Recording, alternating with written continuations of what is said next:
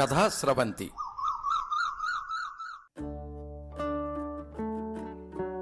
గిలకమ్మ కథలు నడిచెల్లేదారి కథ. రచన కన్నెగంటి అనసూయ. వినిపిస్తున్నది పప్పు భోగారావు. నిర్వహణ సహకారం ములగాడ సురేష్ కుమార్. సాంకేతిక సహకారం పప్పు వరుణ్. శ్రీమతి కన్నెగంటి అనసూయ డిసెంబర్ 1, 1962 సంవత్సరంలో పశ్చిమ గోదావరి జిల్లా కొవ్వూరు మండలం పసిబేదల గ్రామంలో జన్మించారు. వీరు BCom, BLISc, MCom, MA, DCA, MCJ పట్టాలను వివిధ విశ్వవిద్యాలయాల నుండి పొందారు. వీరింతవరకు 250కి పైగా కథలు, 150 వరకు బాలల కథలు, 2 నవలలు రాశారు. జీవనశిల్పం, పొడిచే పొద్దు, దీపతోరణం కథా సంపుటాలు, అడవిరాజు ఆదర్శం, స్నేహితులు బాలల కథా సంపుటాలు వచ్చాయి. ఈ సాహితీ ప్రస్థానాన్ని గుర్తింపుగా రంజని నందివాడ భీమారావు పురస్కారం, అడవి బాపిరాజు పురస్కారం, గిడుగు రామ్మూర్తి తెలుగు భాషా పురస్కారం, జాగృతివారి వాకాటి పాండురంగారావు పురస్కారం, ఆకెళ్ల పురస్కారం, లేఖినివారి ఎర్రమిల్లి రుక్మిణమ్మ మాతృదేవోభావ పురస్కారం, ఈనాడు పురస్కారం, మళ్ళ జగన్నాథం స్మారక సాహితీ పురస్కారం, డాక్టర్ నోముల సత్యనారాయణ కథా పురస్కారం, డాక్టర్ వాసిరెడ్డి సీతాదేవి సాహితీ పురస్కారం, డాక్టర్ పోలవరపు జగదీశ్వరరావు సహజ సాహితీ మూర్తిమత్వ పురస్కారం, గుర్రాల లక్ష్మీప్రసాద్ స్మారక పురస్కారం మొదలైనవి అందుకున్నారు. మరియు 2020 సంవత్సరంలో కేంద్ర సాహిత్య అకాడమీ వారి నుండి బాలల సాహిత్య పురస్కారం అందుకున్నారు. భుజానున్న సంచిని మొయ్యలేక మోత్తా పరిగెత్తుకుంటూ వచ్చేసాడు సీను బళ్ళోంచి. సందలేడేయాల సరోజిని బయట అరుగు మీద కూకుని సేట్లో పోసి తెచ్చుకున్న బియ్యంలో మట్టి బెట్టలుంటే ఏరతందేమో ఎవరా ఒకరుతున్నారని తలెత్తి చూసేతలకి సీను. దాంతో ఏటా పరిగెత్తుకొత్తాం, ఏం కొంపలంటుకుపోతున్నాయని గొప్ప తగిలి ఎడన్నా పడితేనా అంటా ఇసుక్కుంది కొడుకెనక్కే సూత్తా. సీనగాడ మాటలయ్యి లెక్క చెయ్యినట్టు ఎంత పరిగెత్తికొచ్చాడో అంత ఇసురుగాను పుస్తకాల సంచి అరుగు మీద అడేసి వాళ్ళమ్మ దగ్గర కంటే వచ్చేసి రాసుకుని నిలబడి, అమ్మా మరి అక్క అన్నాడు రొప్పుతూ. చెప్పాడు, నువ్వు నీ ఒగురుతువును అంది మళ్ళీ బియ్యంలోకి తలదూరుతా సరోజిని. కాదమ్మా, మరక్కే బడికి అంతటికి లీడర్ అయ్యింది, బళ్ళో ఇంకా నన్నెవ్వరూ కొట్టరు తెలుసా అన్నాడు ఇంత సంబరంతో అటు ఇటు ఊగిపోతా. మధ్యలో పిల్లి మొగ్గలేస్తా. ఏడ్సేవులే ఏతావా ఎదవన్నారు ఎదవని ఊరుకా. మీ ఎక్క లీడర్ అవుతుంది ఏమో కానీ నీ నడువు ఇరిగిందంటే చెయ్యలేక సావాలా? ఖాళీగా కనిపిస్తున్నానా ఏటి? నా కోపిక లేదు నాయన, ఏ కాలంలో ఎర్రగొట్టుకున్నావంటేని సాకిరీ చేత్తాకి ఎటకారంగా అంది. ఎక్కడన్నా మట్టి బెడ్డ దొరుకుద్దేమోనని శాట్లో బియ్యాన్ని మునేళ్లతో అటు ఇటు దొల్లిత్తా. కాదే చెప్పింది నేను. మరేమో అక్క లీడర్ అయింది కదా, ఎడ్డు మేస్టారు దండేశారు అక్కకి. ఇంటికి వస్తుంది కదా, నువ్వే చూద్దు గాని నీకు చెప్తాకని పరిగెత్తుకొచ్చేసాను అన్నాడు పిల్లి మొగ్గలేస్తానే. మళ్ళీ ఓ నిమిషానికి తనే పిల్లి మొగ్గలేత్తం ఆపి ఆ లెమ్మ వెనక్కి చూస్తా ఆళ్ళు ఆడే పకపక నవ్వుకుంటా, మెళ్ళో దండెత్తేని అక్క ఎలాగుందనుకున్నావే అమ్మా సూత్తాకి కిష్టాష్టంకి హరిక చెప్పింది చూడు ఓ మా అమ్మ అలాగుంది అక్క అన్నాడు. అక్కొంతందేమోనని ఈదనక్కోసారి చూసి మరో మొగ్గ కోసమని నేల మీద చెయ్యి ఉంచుతా. ఓరిని అమ్మ కడుపు చల్లకుండా ఎందంటే బాడు పగిలేట్టు కుట్టుద్దురా ఏటనుకున్నావో. అయినా ఇప్పుడు లేరేటి, బళ్ళు తెరిచినప్పుడు కదా ఎడతారు, మధ్యలో ఏటి అంది తిన్నగా ఈదనెక్కి సూత్తా. అప్పటికే పిల్లలందరూ ఎవరిళ్లకాళ్ళు వెళ్ళిపోయారేమో గిలక్ కోసం కళ్ళు సికిలిచ్చి మరీ చూసింది.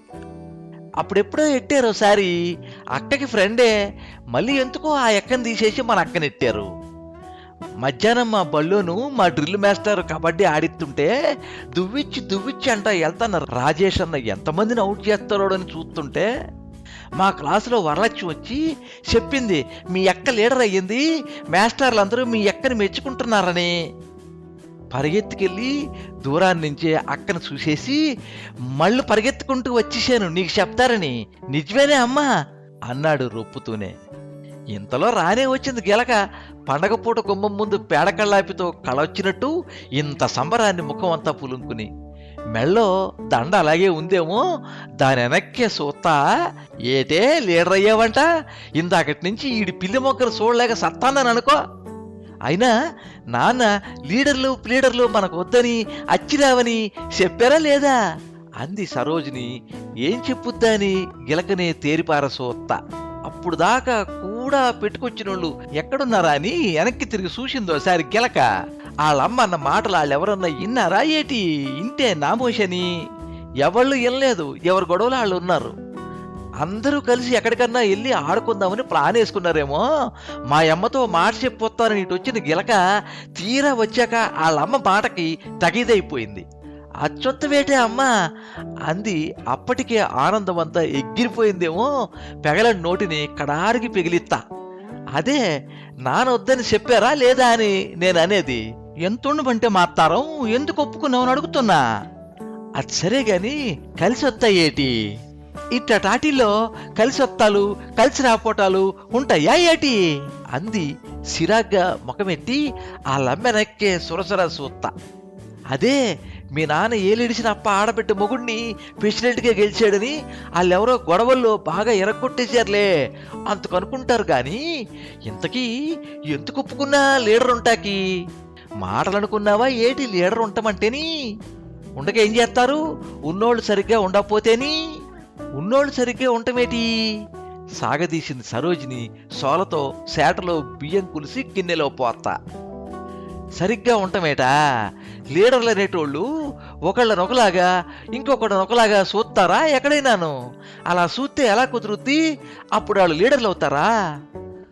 అలాగే చూస్తారు. మరి నీకేం తెలుసు? నువ్వు బాగానే చెప్తున్నావు. అలా చూస్తే వాళ్ళు లీడర్లు అవరు. లీడర్ అనేటోళ్ళకి అందరూ సమానమే.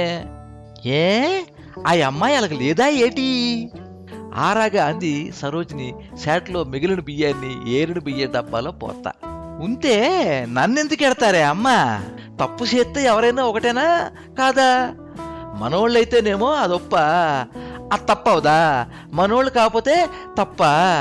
నాకు నీతో వాదించే ఓపిక లేదుగా అని తల్లి.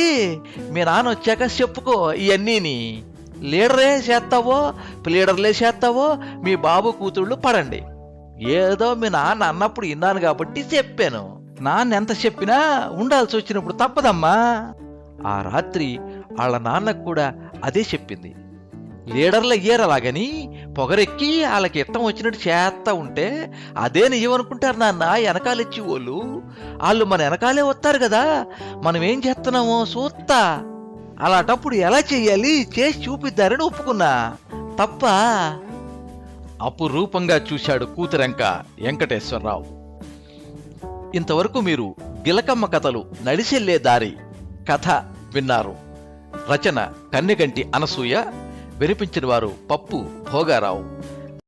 ఈ కథ మీద మీ అమూల్యమైన అభిప్రాయాన్ని కింద కామెంట్ బాక్స్లో రాయండి. ఈ వీడియోని లైక్ చేయండి, మీ మిత్రులందరికీ షేర్ చేయండి. ఇలాంటి మరిన్ని మంచి కథలు వినిపించడానికి ఈ ఛానల్ని సబ్స్క్రైబ్ చేసుకోండి. పక్కనే ఉండే బెల్ ఐకాన్ని క్లిక్ చేస్తే ఇలా అప్లోడ్ చేసే వీడియోల వివరాలన్నీ కూడా మీకు ఎప్పటికప్పుడు నోటిఫికేషన్ ద్వారా తెలుస్తాయి. ఎప్పుడు మీ అభిమానాన్ని కోరుకునే పప్పు భోగారావు. సర్వే జనాః సుఖినో భవంతు. కథా స్రవంతి